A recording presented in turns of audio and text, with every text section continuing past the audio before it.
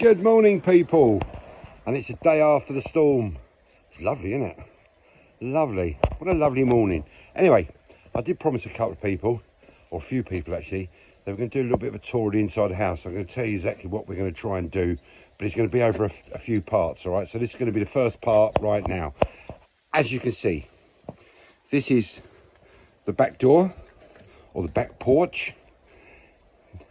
Doesn't need a great deal of work doing to it. The rest of the house does, but we can get into that. Here we come now into the living room. Oh dear. This is the living room.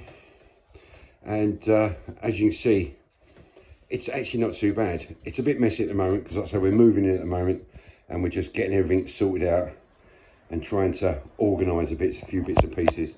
But this is the living room. Anyway, there's a marvellous example of a front door. Hey, can't go wrong with that, can you? Now, we're in the hallway, or the greeting area, as they used to say. Now, this stuff here, the guy who owned it, Ian, bless his heart, he left all this here. And the reason he left it here, it was because it was all brand new, virtually when the house was built, apparently, in 1844. So he wanted to leave it here as a memento. Like I say, this is the reception area. This is the house, what it looked like in the late 60s, early 70s. We then go into the dining area. Now this is the formal dining area, as it used to be. Like I say, you have to excuse the mess at the moment. We are still trying our hardest to move in. This cabinet here is going. All this is, like I say, original furniture, so we're going to keep all this. The sideboard there is original, and some other bits and pieces. And there's a picture of the family who first owned it. There's my old mum and dad's grandfather clock. It's quite sentimental to me, so we brought that back up. Now we're going to try our hardest to make this into like a Edwardian, late Victorian, late 20s, early 30s type of concept rooms for guests. So we're going to try and get it into how it would have been in the future. Now, because it's called Waterloo House, I brought my hero up with me, being ex-Royal Navy, Admiral Lord Nelson. So he's got a prominent position on the wall, obviously front window.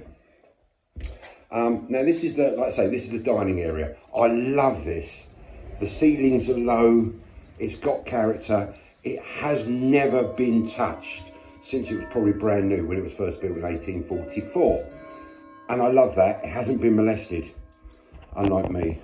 But it hasn't been molested, it hasn't been altered, hasn't had walls knocked through and made it into open plan, and I love that. Right, here we go, progressing into the kitchen.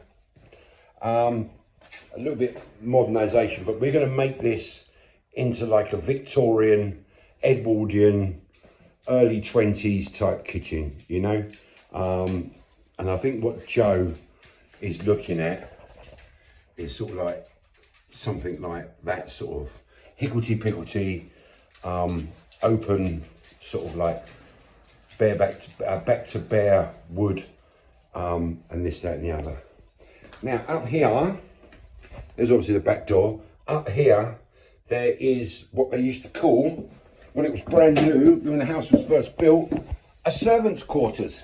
And this is where a servant used to live. She used to live up here, and that was her quarters. It's now the home of the hot water system, and just a little bit of a junk room, I think, at the moment, but we're going to clear this all out and make it into like a feature room, I think. Stick my auntie up there. She could be a servant. Anyway, so that's really about it at the moment. As you see, it's all very higgledy-piggledy at the moment, but we're going to sort it all out. But this is the interior of Waterloo House. Like I say, here we go. Like I say, this is the kitchen. I'll do the rest of the rooms later on. And what we're going to do, this is the dining area. the reception room. Good morning, good afternoon. The stairs up to the upstairs. That there is leading down to what they call the annex room. And that's like an extension that's built in the back of the house. Now, we've got some serious plans for that room, and I'm going to tell you all about that later on. But we've got some serious plans for down there, because it's virtually a self-contained flat. So, there you go. And here's back to the living room again. This is the first part of the Waterloo house. Like I say, again, we're going to try and keep it, or try and get it back to late Victorian, Edwardian, early 20s, 30s, a mix of different styles, but not modern day. So it's nice and cozy, and it just will remind you of your grandma's house. Anyway, this is part one of the interior. Hope you enjoy, and see you later on, folks.